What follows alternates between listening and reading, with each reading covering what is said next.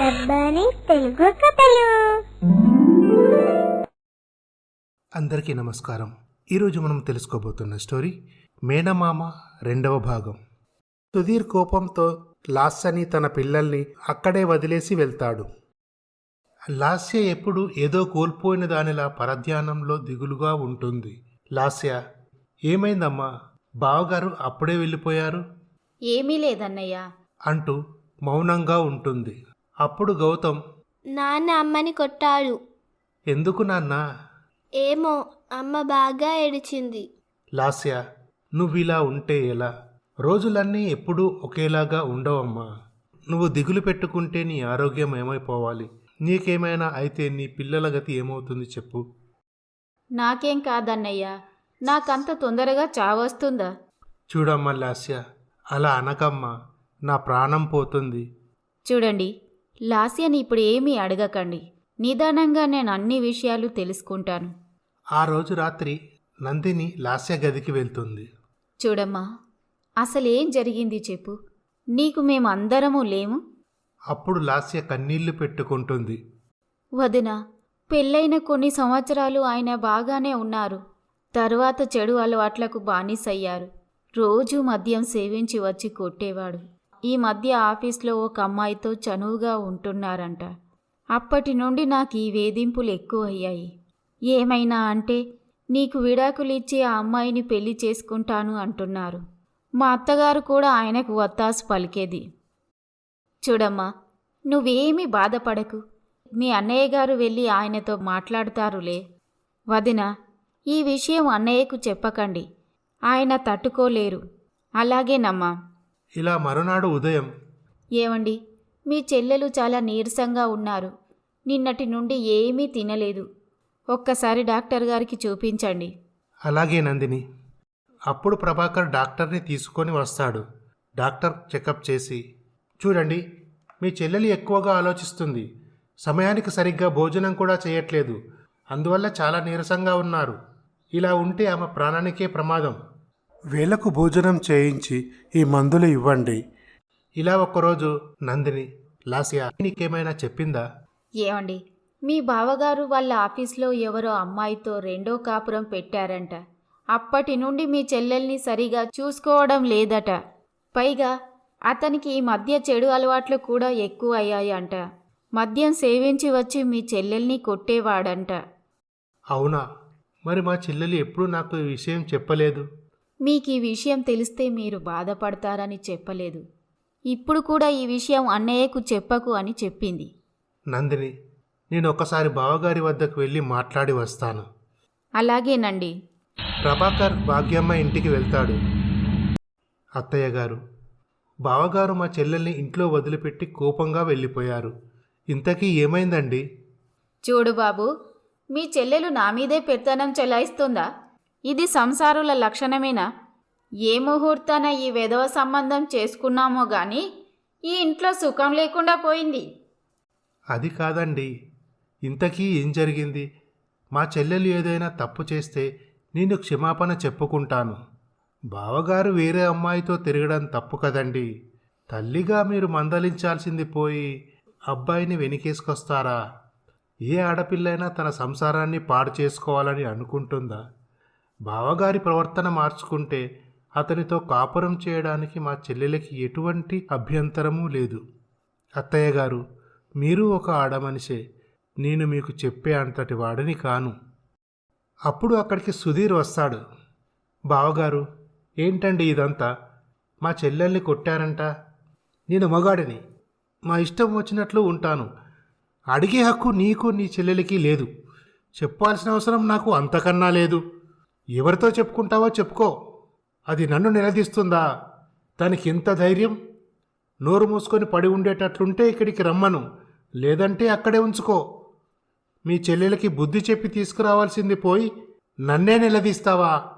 ఇంకొక మాట మాట్లాడితే బాగుండదు. ఇక్కడ నుండి వెళ్ళిపో. బావగారు, మీకు చేతులు జోడించి నమస్కారం చేస్తున్నాను. నా చెల్లెలి జీవితం నాశనం చేయకండి. అత్తయ్య గారు, మీరైనా మీ అబ్బాయికి నచ్చ చెప్పండి. నేను చెప్పాల్సింది ఏమీ లేదు. వాడి జీవితం వాడి ఇష్టం. వాడు మీ చెల్లెలకు విడాకులు ఇస్తానని అనలేదు. మీ చెల్లెల్ని ఇక్కడ ఉంచాలో లేదో తెలుసుకోవాల్సింది నువ్వు. మీ చెల్లెలకి పిల్లలకి ఇక్కడ అంత కష్టంగా ఉంటే మీ దగ్గరే ఉంచుకోండి. ఈ మాటలు విన్న ప్రభాకర్ కన్నీళ్లు పెట్టుకుంటాడు. ఇలా ప్రభాకర్ ఇంటికి వస్తాడు. తన చెల్లెలకి ఏం చెప్పాలో అర్థం కాదు. అసలే తన చెల్లెలు ఆరోగ్యం అంతంత మాత్రం. ఆవిడకి ఏమైనా జరిగితే పిల్లలు తల్లి లేని వారవుతారు. అమ్మ లాస్య, నేను మీ అత్తగారింటికి వెళ్ళాను. అత్తయ్య గారు బావగారు కులాసాగానే ఉన్నారు. బావగారికి సర్ది చెప్పాను. మీ అత్తయ్య గారు కూడా ఆయన్ని మందలించారు. అప్పుడు బావగారు పశ్చాత్తాపంతో, జరిగిందేదో జరిగిపోయింది బావగారు, ఇవేమీ మనసులో పెట్టుకోకండి. వారం రోజుల్లోగా నేను అమ్మగారు వచ్చి లాస్యను పిల్లల్ని తీసుకెళ్తాను అని అన్నాడు. లాస్య, ఇకనైనా ధైర్యంగా ఉండు, బెంగ పెట్టుకోకు, పైన దేవుడున్నాడు. వదిన, మా అత్తగారు అంత బాగా మాట్లాడి ఉంటారా? వారు తప్పు తెలుసుకొని ఉంటారు. నువ్వేమీ ఆలోచించకుండా విశ్రాంతి తీసుకో. వదిన, నాకంత కలగా ఉంది. వారు నిజంగా మారి ఉంటారా? నందిని, నువ్వు మరీ ఎక్కువగా ఆలోచించి నీ ఆరోగ్యం పాడు చేసుకోకు. ఇలా ఆ రోజు రాత్రి ప్రభాకర్ తన చెల్లెల గదికి వెళ్తాడు. చూడమ్మా, బెంగ పెట్టుకోకు. మీ అత్తగారు నిన్ను తీసుకెళ్లి జాగ్రత్తగా చూసుకుంటేనే సరి. లేదంటే వారితో తెగదెంపులు చేసుకుందాం. నువ్విక్కడ ఉండటం వల్ల మాకు ఏమీ ఇబ్బంది లేదు. లాస్య ఎప్పుడూ ఆలోచిస్తూ ఉండేది. ఇటు ప్రభాకర్ నందిని ఎంత చెప్పినా సమయానికి భోజనం చేసేది కాదు, మందులు కూడా వేసుకునేది కాదు. ఇలా జరుగుతుండగా, వదిన, నాకేంటో భయంగా ఉంది. నేను బతికి బట్ట కడతానని అనిపించడం లేదు. నేను పోతే నా పిల్లల పరిస్థితి ఏంటో నాకు అర్థం కావడం లేదు.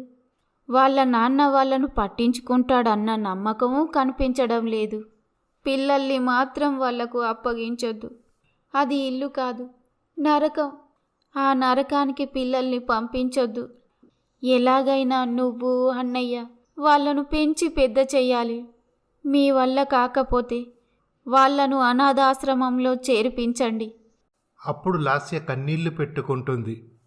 అప్పుడు నందిని లాస్య కన్నీళ్లు తుడుస్తుంది. నీకేమీ కాదు నందిని, పిల్లల్ని నువ్వే చూసుకుంటావు. వాళ్లను పెంచి పెద్ద చేస్తావు. వాళ్ళకి పెళ్ళిళ్ళు కూడా చేస్తావు.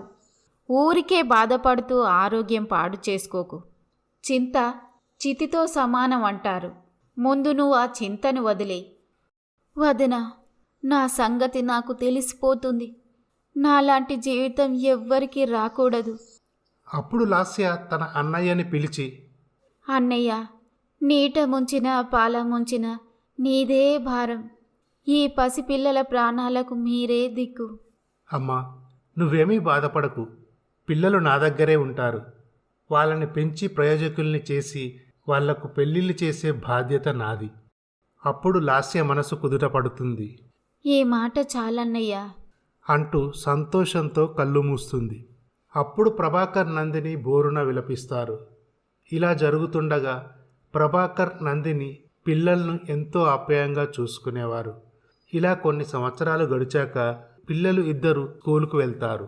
ఒకరోజు నందిని కళ్ళు తిరిగి పడిపోతుంది. ఈ విషయం తెలుసుకున్న ప్రభాకర్ డాక్టర్ని తీసుకొని వస్తాడు. డాక్టర్ చెకప్ చేసి, కంగ్రాట్స్ అండి ప్రభాకర్ గారు, మీరు తండ్రి కాబోతున్నారు. అప్పుడు ప్రభాకర్ చాలా సంతోషిస్తాడు. పిల్లలు తమ అత్తగారి వద్దకు వచ్చి, ఏమైంది అత్తమ్మా? గౌతమ్, నీకు పెళ్ళాం రాబోతుందిరా అంటూ సంతోషంతో చెబుతుంది. అప్పుడు గౌతమ్కి ఏమీ అర్థం కాదు. మీ అత్తయ్య గారికి పాప పుట్టబోతుంది. ఆ పాపాయితో మీరిద్దరూ ఎంచక్కా ఆడుకోవచ్చు. ఈ మాటలు విన్న పిల్లలు భలే భలే అంటూ సంతోషిస్తారు. ఇలా ఆ రోజు రాత్రి అమ్మగారు తల్లి కాబోతున్నారన్నమాట. మీకంతా నవ్వులాటగానే ఉంది, కానీ నాకు చాలా ఇబ్బందిగా ఉందండి. ఎందుకు నందిని? నీకు ఇన్నాళ్లకు అమ్మవయ్యే అవకాశం వచ్చింది. సంతోషించాల్సింది పోయి అసలు నీ బాధ ఏంటి? లాస్య పిల్లల బాధ్యత నాకు వదిలిపెట్టి ప్రశాంతంగా కన్నుమూసింది. ఆ పసిపిల్లకి తండ్రి ఎలా ఉంటాడో తెలియదు. అప్పటి నుండి వాళ్ళని నేను కంటికి రెప్పలా చూసుకుంటున్నాను. పిల్లలు కూడా నాకు బాగా అలవాటయ్యారు. నాకంటూ పిల్లలు పుడితే అప్పుడు కూడా వాళ్ళను అంత ప్రేమగా చూసుకోగలనో లేనో. పిల్లలు నాకు కాకుండా పోతారేమోనండి. నేను పిల్లలందరికీ సమన్యాయం చేయగలనంటారా? పిచ్చిదానా, ఎంతమంది పిల్లలున్నా వారి మీద ప్రేమ తగ్గుతుందా చెప్పు? నువ్విలా ఆలోచించడమే తప్పు. మా చెల్లెలు చనిపోయినప్పటి నుండి నువ్వు పిల్లల్ని ఎంత ప్రేమగా చూసుకుంటున్నావో నేను చూస్తూనే ఉన్నాను కదా. నా చెల్లెల పిల్లల్ని నేను ప్రేమగా చూసుకుంటున్నానంటే అందులో ఆశ్చర్యం లేదు. ఎందుకంటే వాళ్ళకి నాకి రక్త సంబంధం ఉంది. కానీ నువ్వు ఏ ప్రేగుబంధం లేని ఆ పిల్లల్ని సొంత బిడ్డల్లా చూసుకుంటున్నావు. ఇంత మంచి మనసున్న నువ్వు నాకు భార్యగా దొరకడం నా అదృష్టం. నేను ఏ జన్మలో ఏ పుణ్యం చేసుకున్నానో. పిచ్చి ఆలోచనలతో మనసు పాడు చేసుకోకుండా ప్రశాంతంగా ఉండు. మనిద్దరం కలిసి పిల్లల్ని పెంచి ప్రయోజకుల్ని చేద్దాం. తర్వాత జరిగే పరిణామాల గురించి తర్వాయి భాగంలో చూద్దాం. ఈ స్టోరీ కనుక మీకు నచ్చినట్లయితే మా ఛానల్ని సబ్స్క్రైబ్ చేసుకోండి, లైక్ చేయండి, షేర్ చేయండి, కామెంట్ చేయండి. Thank you for watching.